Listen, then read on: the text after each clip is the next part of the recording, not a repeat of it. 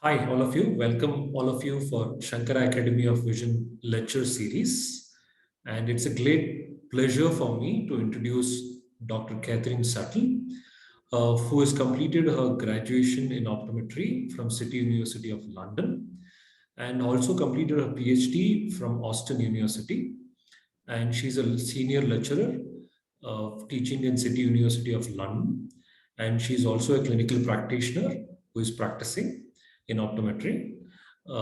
Ma'am will be talking about today's topic on evidence-based practice in optometry. And Catherine, ma'am, it's over to you. So please go ahead. Okay, thank you very much.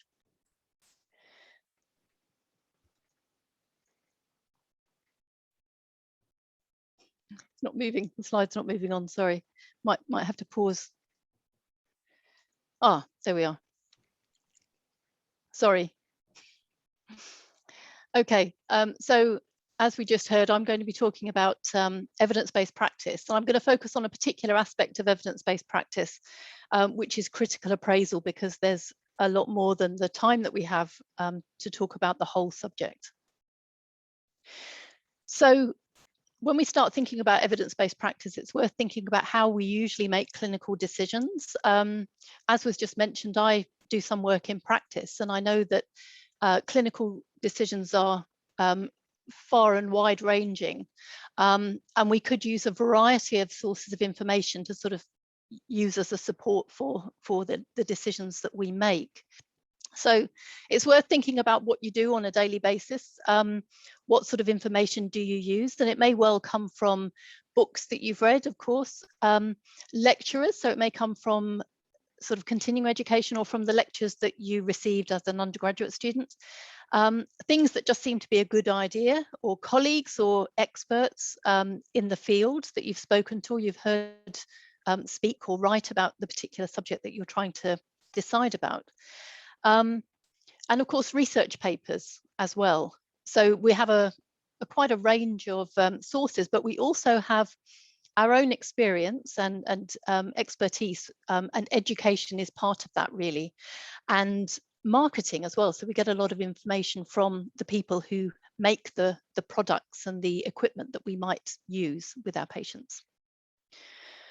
So a few years ago, myself and colleagues at the University of New South Wales at that time conducted a study in which we asked a number of Australasian optometrists about the basis that they used for their clinical decision making. And I just want to go through this very briefly as a starting point, because what the results show that you see here are that the most important sources of information that they used for their clinical decision making are shown in pink and orange on this particular plot. So you can see the pink and orange bars are over on the high end of the figure, which is on the left. So they're quite high in terms of importance, and other sources of information were relatively low importance. And the key on the right here is showing UG, meaning undergraduate education. So information from undergraduate education, information from PG/CE, which is postgraduate and continuing education. So those two sources were particularly important for the optometrists that we asked. We also asked those optometrists for the basis that they used for any change in their practice over the previous 2 years. So for example, if they had decided to use a new approach to treatment of a particular condition, or a new approach to diagnosis, for example, what had they used as the basis for that decision? And we found again that CE, or continuing education, as you can see on the figure on the right here, was by far the most widely used source of information or evidence that was used by the people that we asked.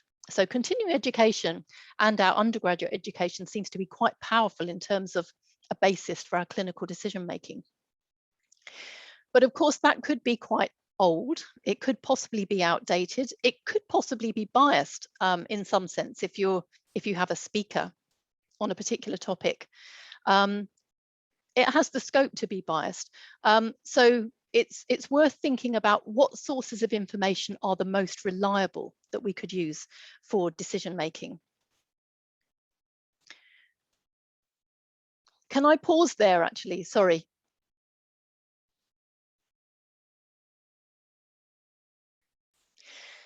So evidence-based practice, or EBP, as I've said here, is using the best available evidence together with the patient's preferences, their values, their wishes, and the practitioner's expertise, which, as I mentioned before, experience and expertise really is formed partly by undergraduate and continuing education and the sources that we've already talked about. So the important point here is that we're looking at the best available evidence, and in evidence-based practice we tend to think of research evidence, and you can see a figure shown here that shows these different factors linked together: the research evidence, the patient's preferences, and the practitioner's expertise. So we've got these things linked together, and they're surrounded by, or they're sort of bounded by, the organizational context. So the context in which you work may or may not facilitate or limit your ability to be an evidence-based practitioner. So there are all these different factors in play. But I want to say that we've always used expertise, we've always used our experience, and to a large extent, I guess we've always used the patient's preferences. We've always sort of considered the patient rather than handing down decisions. And so what's different perhaps about evidence-based practice is that we're putting into the mix the best available evidence. And in this particular context of evidence-based practice, we tend to look for research evidence if it's available. The reason for looking for research evidence is that it gives us information or evidence that we can, of which we can check the validity, or we can check the reliability. So we can critique it, we can have a look at it and see whether we think it's reliable. So that's what we're going to talk about a little bit today. So the best available really, as I mentioned, is the most reliable. And one way of looking at that is what we would call the level of research. So one way of looking at it is depicted by this pyramid, where you can see at the bottom of the pyramid, we've got kind of, for example, advice or reports from experts, opinion, published opinion or spoken opinion, perhaps, again in a continuing education forum, perhaps, various sort of sources of background information. And then we have a second chunk of information here, which is depicted in blue. And this is what's been called here the unfiltered information. So this is research evidence that's not been selected and filtered. It's been peer reviewed, but it's not been selected in the sense that it's part of a review. So these are individual research studies, and they might be different kinds of study design. So they might be a case report, individual case report, or a case series.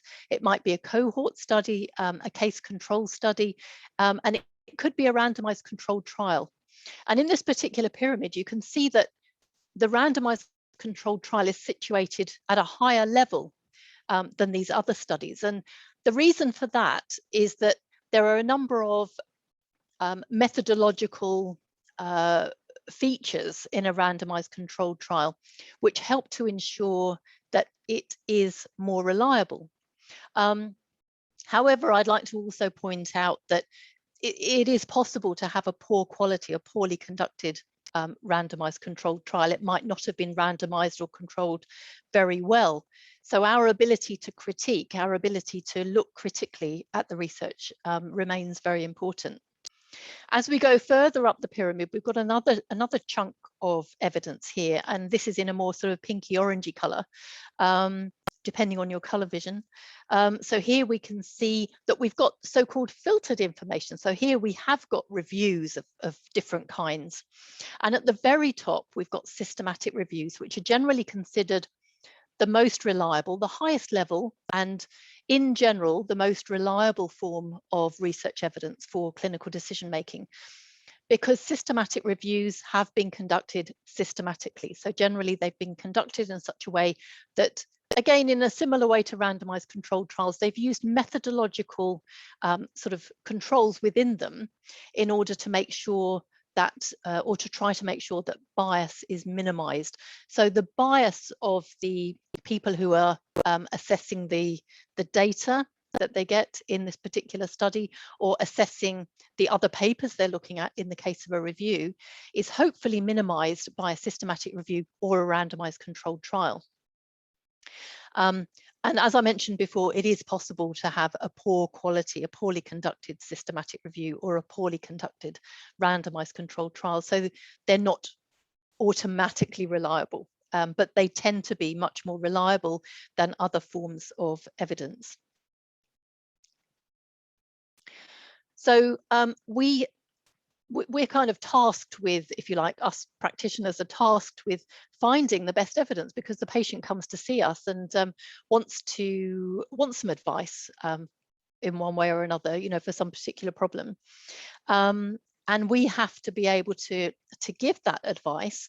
There isn't always research evidence available to provide that advice, of course. So very often we have to use various kinds of information and various kinds of evidence. And of course, we listen to the patient, we listen to their symptoms and their history and that sort of thing. And that's one thing. But then when we want to make a clinical decision, it's important to have a look at the evidence that we're using to ensure that it is reliable and it's not sort of misguiding us towards a form of management that might not be the best for the patient. So it's important for us to be able to find what's the so-called best or reliable, the most reliable evidence that we can find.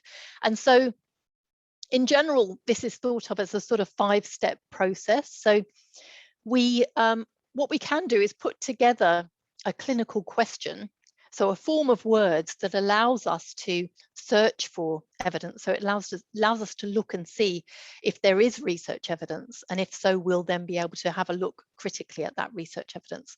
So forming a research question so that we can find evidence relevant to a particular clinical case or a clinical scenario that we have, and evaluating this. So the word evaluating really is synonymous with critiquing. So we're kind of looking at this critically to say, okay, that doesn't seem very reliable, but this does. So we're trying to find the best available evidence.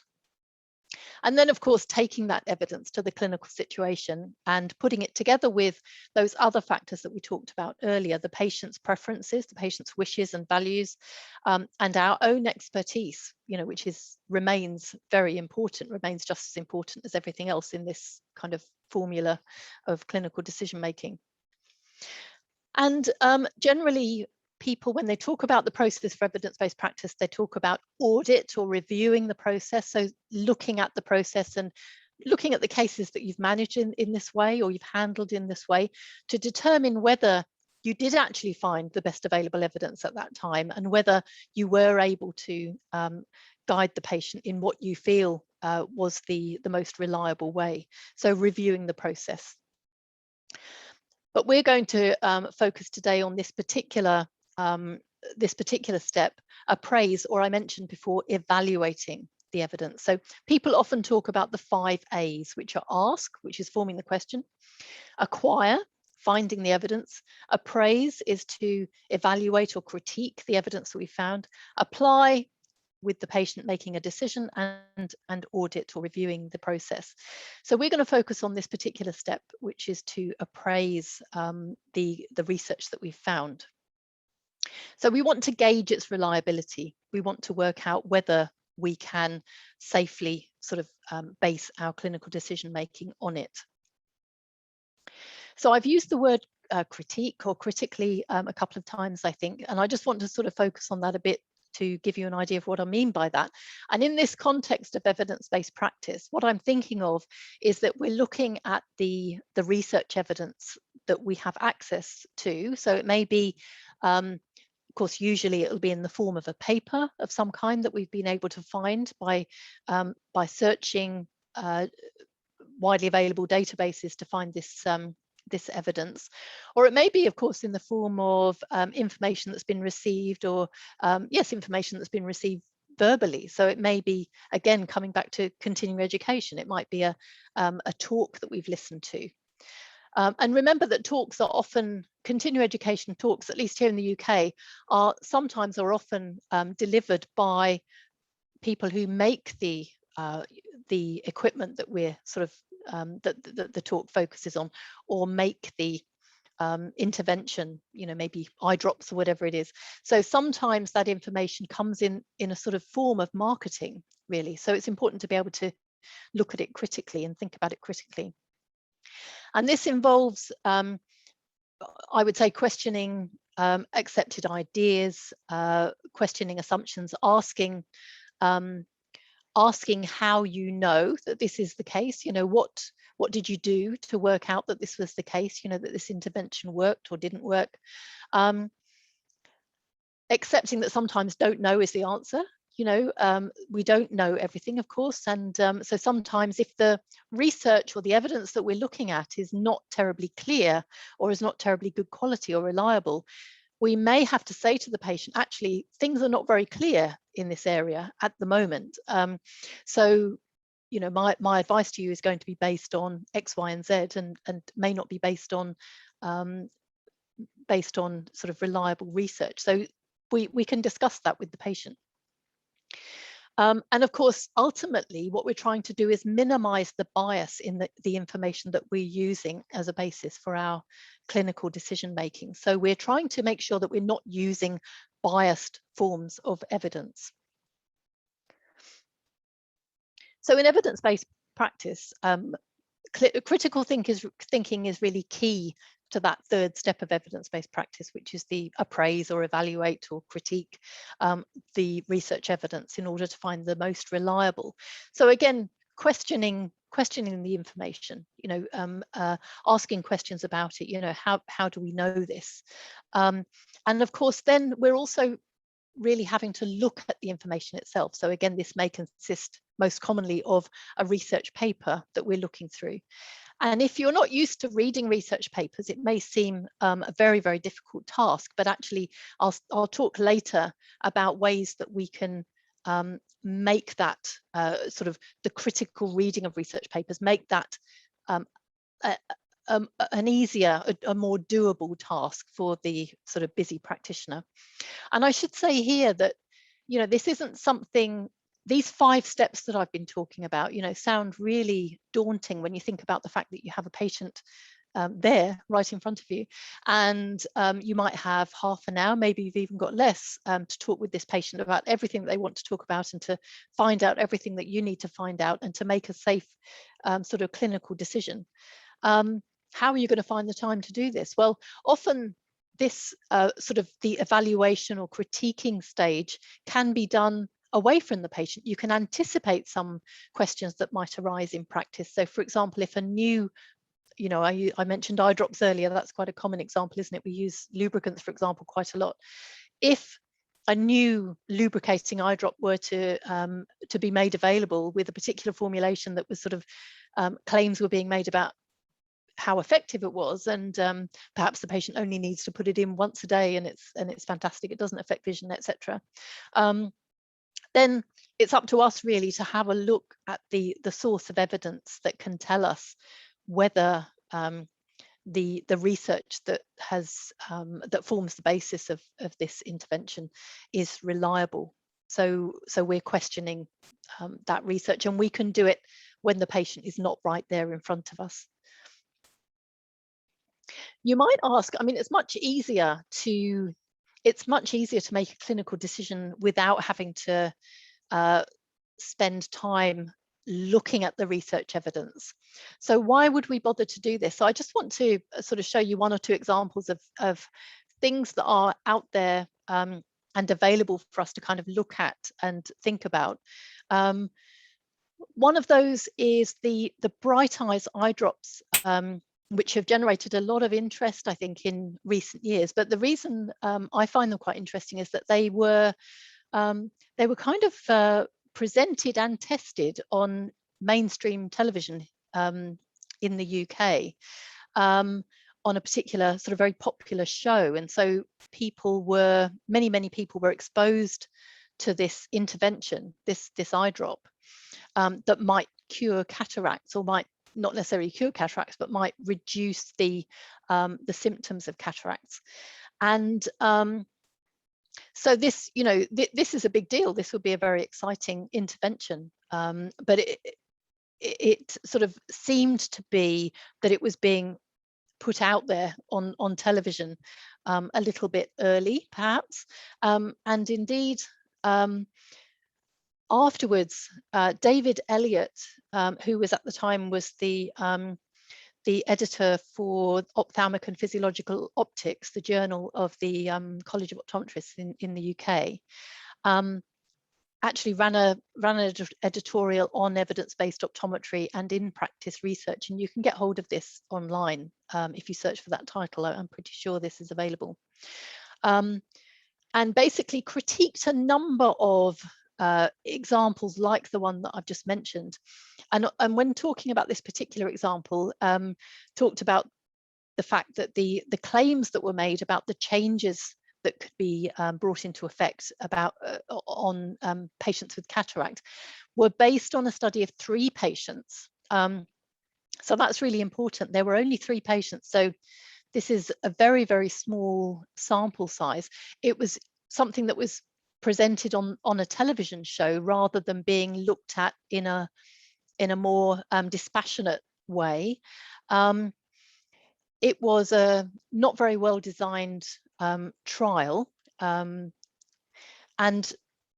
only about half of the control group were given a placebo. Placebo is quite an important part of a controlled trial, well, very important part of a controlled trial, because what it allows the researchers to do is to find out to what extent patients who receive a placebo, being something that looks, feels and smells the same as the actual intervention, they're given that placebo, does it actually make any difference to them? So if we gave patients saline drops, and we also gave them the magic drops that are intended to help their cataracts, would it be the case that the people with the placebo actually would have, for example, better visual acuity? I mean, they didn't test it in that way, but just as an example, it could be that the patients felt that they should do better, or it could be that if they knew they were getting something that wasn't supposed to be effective, they might expect that they should not do as well as these people who were getting the proper drops, so to speak. So it's important that there's a placebo of some kind of comparison, but in this case the placebo wasn't really adequately distributed. In the report, in the research report, the authors concentrated on the improvements that happened, and they didn't talk about some important aspects that weren't quite so exciting. So these were sort of important, all of these factors, important limitations of that research. So you can see what Professor David Elliott had done was to look at the research underpinning these claims, and he had critiqued that research. And so, you know, that's basically evidence-based practice right there. So, you know, I asked the question, why bother? You know, there are lots of interventions. I mean, here in the UK, and I'm sure all over the world, you know, we're talking a lot about blue blocking lenses, blue light blocking lenses, dietary supplements, of course, for AMD, eye drops, various interventions. And so if we're considering these particular or other interventions, we would really want to find a good quality randomized controlled trial. And even then, even better than that would be a systematic review of randomized controlled trials.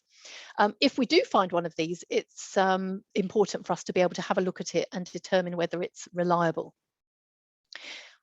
Basically, is it reliable really is a judgment as to whether it's been carried out well, whether this trial, if it's a randomized controlled trial, this review, if it's a systematic review, has it been conducted well? Has it actually followed the kind of methodology that we would expect for that sort of study? and therefore, is it reliable? And I want to make the important point that you shouldn't be influenced by the author. You know, if the author is a very well respected person, if the journal is very highly regarded, or the institution is highly regarded, really we're looking at the methodology. So we really should be guided by what they actually did, rather than where they're from, or where it's published and that sort of thing.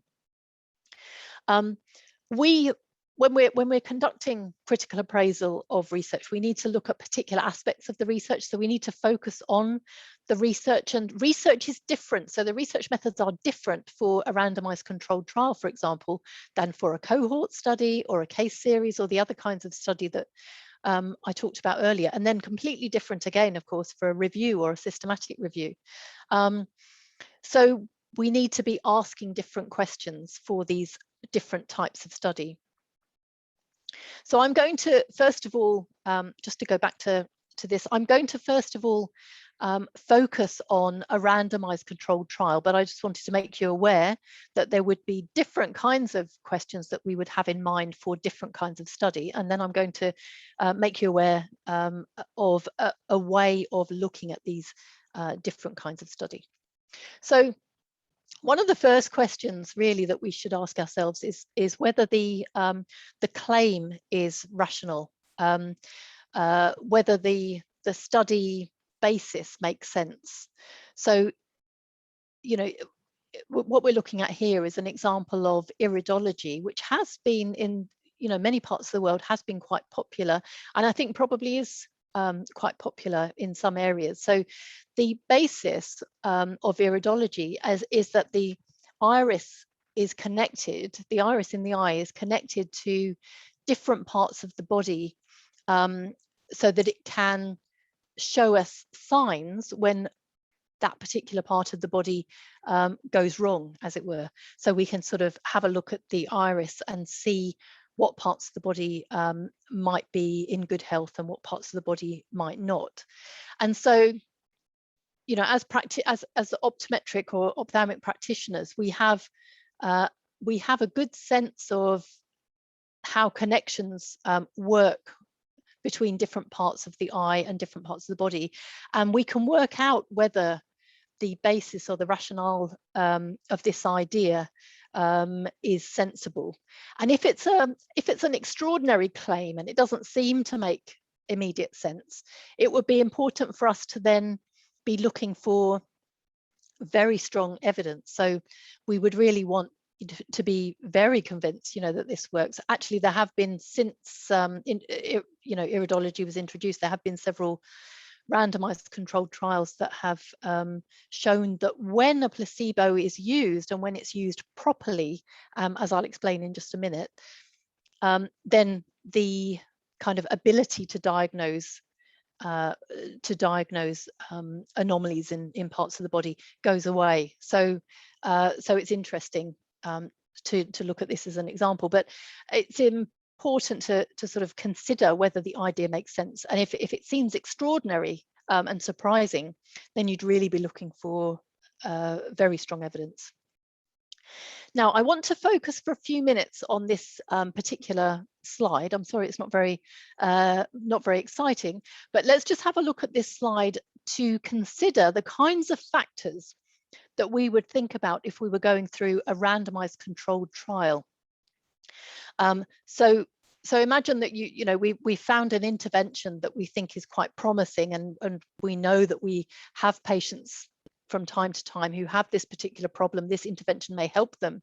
So we're interested in a randomized controlled trial. And so we're looking at it, we're critiquing it, and we have these questions to answer. So questions about the overall rationale, which I've just mentioned, but also questions about the randomization and the control, and whether there was masking. We'll talk about that in just a minute, and other questions as well.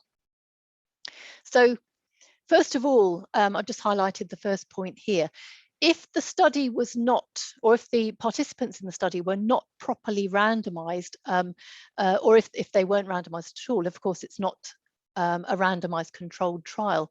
If they weren't randomized appropriately, so for example, if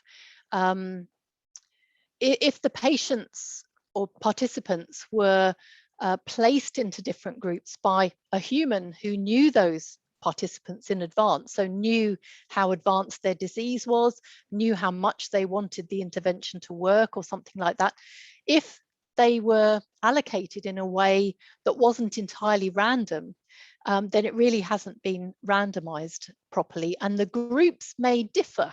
So the groups may differ, of course. You know, two groups of people will always differ to some extent, but the groups may differ in the sense that one group may have more time on their hands, for example.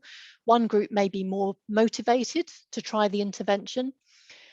One group may be, as I mentioned, at a more advanced stage of disease, or with slightly different other characteristics. So it wouldn't necessarily be something like age or gender, although it could be, but the groups could differ in some aspects that aren't so easy to see on the surface, like motivation, that sort of thing.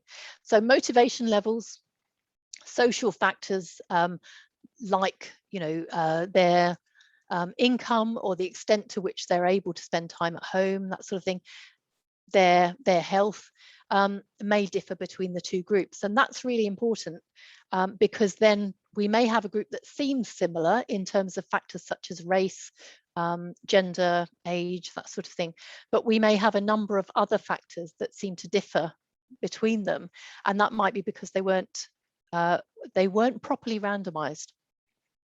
Now, when people are allocated to groups, the allocation should be concealed. So in a randomized controlled trial, there should be so-called allocation concealment. So ideally, we might have random codes in envelopes so that no individual, no human is able to see this.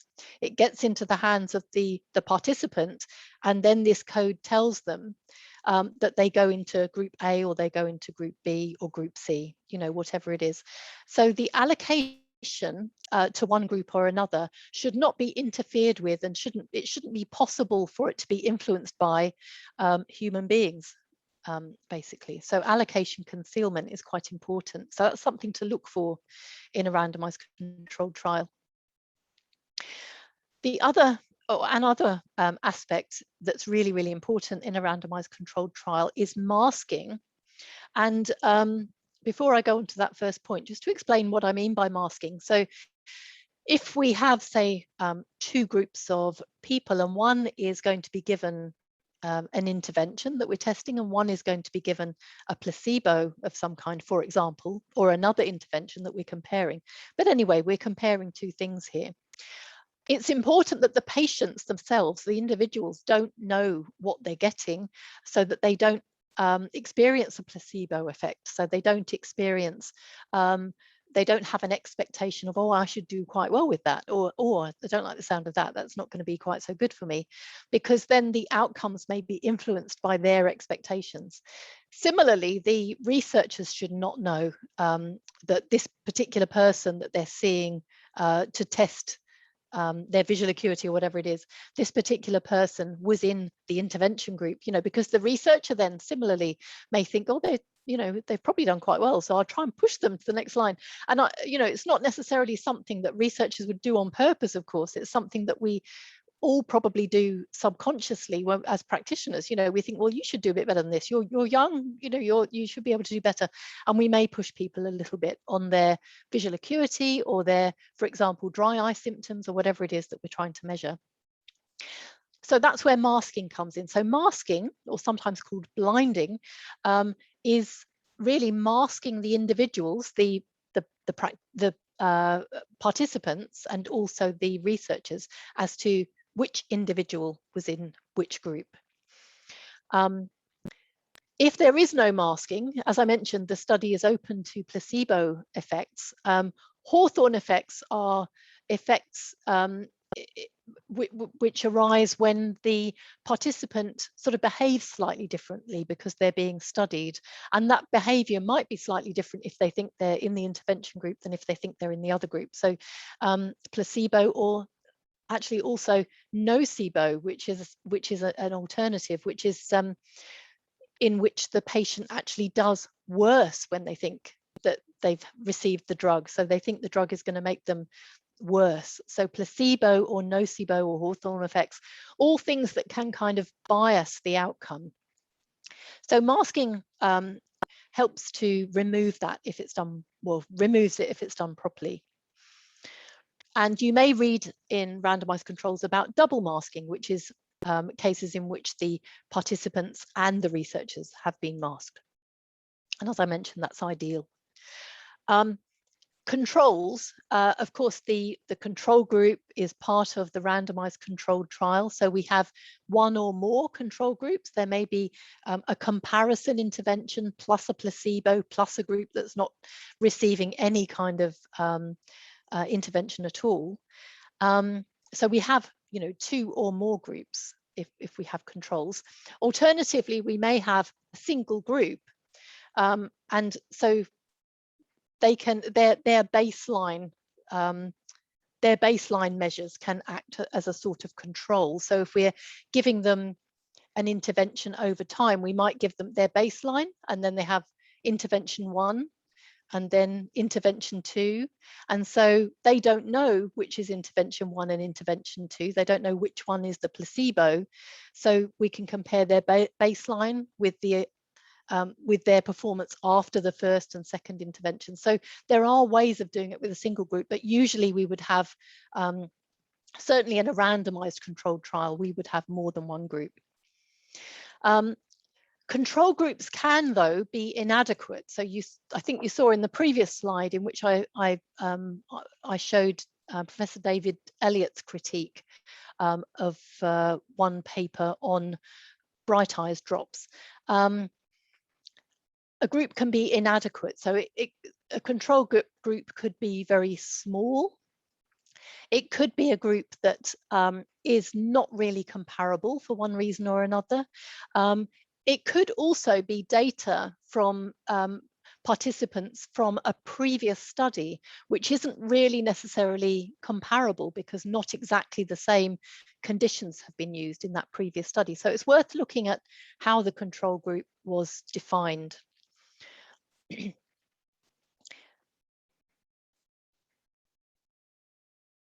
Haven't been pressing my buttons. Okay, so and then another factor which is sometimes overlooked, I think, is conflict of interest, in which one or more of the authors, one or more of the researchers may actually have an interest to declare. So if they publish their findings in a peer-reviewed journal, they are expected to declare their interest, and they do that. So there's generally there's a line or a paragraph on conflicts of interest, and so you can see that either on the title page or at the end of the paper, and that will tell us whether the author, for example, one of the authors has a financial interest or other kind of interest. It may be that one of the authors is from the manufacturer of the particular intervention, and then that doesn't mean that the study is biased, of course. It just raises the possibility that bias may be there. So it just, for us as people who are critiquing the paper, it just sort of makes us think, okay, so I'm aware of that now, so I want to just sort of have a good careful look at this research. So conflict of interest is important. It's also important to look and make sure that the conclusions that the researchers are drawing are reasonable. So they shouldn't be conclusions that kind of overreach what they found. So their conclusions should be firmly based on their data, firmly supported by the data. And so if they're going beyond that, then that becomes questionable. So we want to make sure the conclusions are reasonable. So these are a number of things to consider when we're reading a particular research paper, but there are other factors as well. And I'll go over some of those in a moment, but I just want to draw your attention to so-called critical appraisal tools. So these are, I think, really important tools for us as practitioners, because they allow us to, they basically give us a checklist that we can look through, which is a bit like the table you've just seen, but it's a checklist that you can look through to say, okay, did the authors do this? was the research conducted in this way? Did they do that? And so you can go through this checklist. It doesn't give you a score at the end, I think quite rightly, because it, you know, some aspects of methodology, if they haven't been done very well, would be really problematic, and we might think, well, this is not reliable at all. But if other aspects, we might think, okay, so that raises a bit of a flag, but okay, I'm going to continue looking at this. So it's quite right, I think, that there's no score there, but it makes our job as people who are critiquing the research a little bit more difficult, because we have to sort of have the confidence in a way to have a look at this and answer these questions, and sort of know that we can decide whether this research seems to have been conducted well.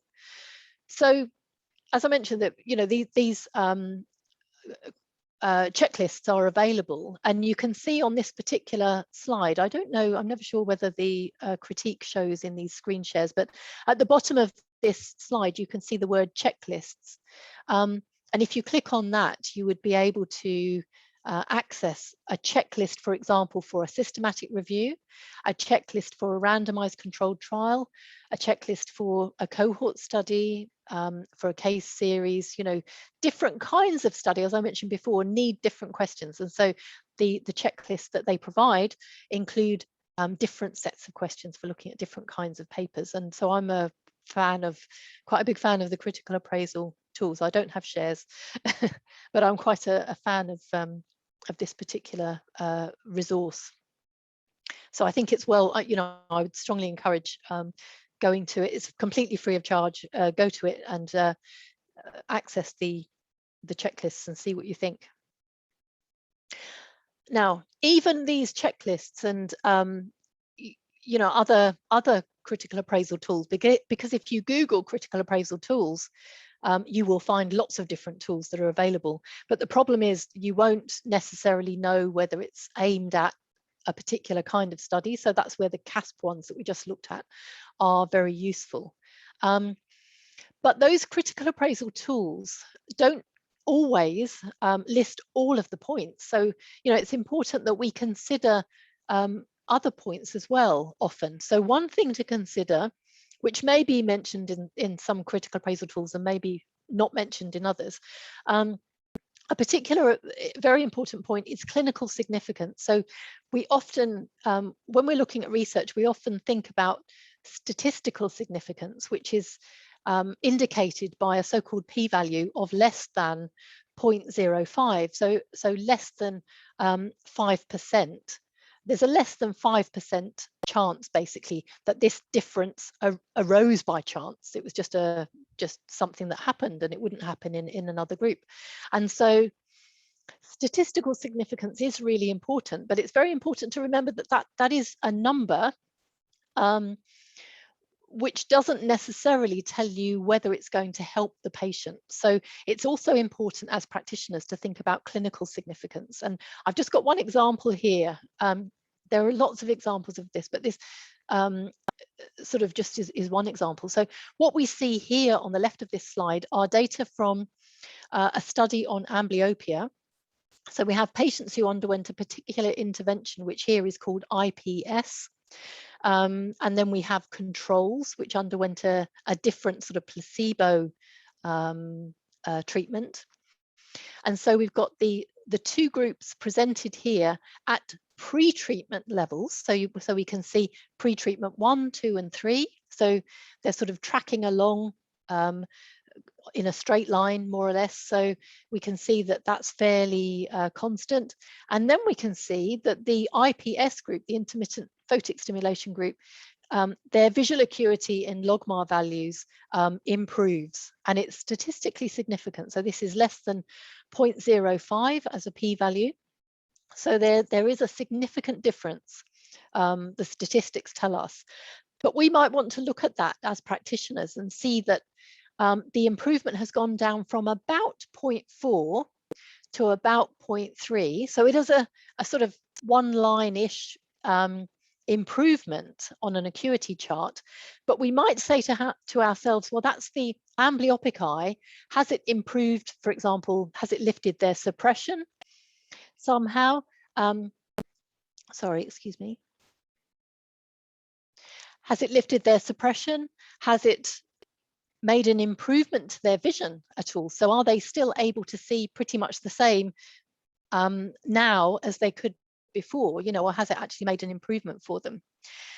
So think about the clinical significance, and that's what we as practitioners know. So we're able to have a look and say to ourselves, is this actually going to be an improvement for the patient? Is it worth the money they're going to be spending? Is it worth the time they're going to be focusing on it? Is it worth the sort of raised hopes? They might have hopes that it's going to be better than this. And so these things are important factors to consider. And they're all part of evidence-based decision making. Another factor to consider would be questionnaire methods. There are critical appraisal tools for questionnaire-based studies, but it's important, just as a point that I think is worth mentioning. It's important to remember when you're reading the report or reading the paper that reports on a study that used a questionnaire. So, for example, we're looking here at a title of a study that looked at age-related macular degeneration and dietary intake.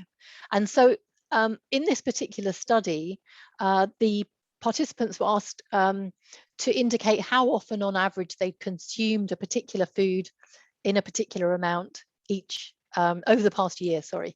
So there were different possible responses: never, or 6 or more times a day. Well, can you imagine if you were asked if you'd eaten spinach or broccoli a lot over the past year? You'd probably say, oh yes, yeah, eating it all the time. And if you're asked if you ate ice cream or cream donuts over the past year, you might say never did. But that might not reflect the truth, and it might depend on who is asking, because it might be one of the study authors who's asking the question might be the doctor who's actually spoken to these patients and said, look, you must eat green leafy vegetables. That's what I want you to eat. And so, it's worth looking at that and considering, how did they ask the questions? Who asked the questions? That sort of thing. And before I finish, I just want to let you know that there are lots of useful resources. I have placed them here as links, which actually won't work in your presentation. So I can send the links through to Sankara, and they can make them available to you, I'm sure. So basically, what I'm showing you here, the first is a website that's hosted at the University of New South Wales, and it's a really good website, I think, on evidence-based. It focuses on evidence-based optometry, and it talks about the critical appraisal process that I've just been discussing. It also talks about the other aspects of evidence-based practice, and I think it's well worth having a look at to see if it would be helpful to you. The Critical Appraisal Skills Programme is CASP, which is the website that we looked at the front page of, which provides checklists that you can use for critical appraisal. So they will be really helpful, I think, free of charge. So this is all free. The Cochrane organisation provides a course on peer review. I haven't mentioned Cochrane, but they provide excellent and very reliable, actually, systematic reviews, and their methodology is really, really very good. And I encourage you to have a look at the Cochrane database if you haven't done that before. So you can just Google Cochrane database and you'll be able to find it. I can also send you a link to an optician article on Critical Appraisal, the Optician magazine, and a British Medical Journal series on reading scientific papers, which may also be very helpful. So I will provide those links in due course. Thank you very much. Thank you very much, Dr. Catherine Suttle, for the wonderful presentation on evidence-based practice in optometry. And a couple of highlights of this presentation were the useful resource material, which was shared for all the audience to go through it, about the evidence-based practice, and especially about the critical appraisal skill program, which they also have a workshop, and as well as the checklist, which is freely available on their website. to go through about that, which will be useful material for all of us. Thank you very much, ma'am, once again for you taking out time out from your busy schedule and accepting our invitation for this event to give a lecture on evidence-based practice in optometry. And audience, if you have any questions, you can put it up in our chat box. We will be able to answer the questions. We will reply back to your questions. And stay safe and stay healthy. Thank you, all of you. Thank you.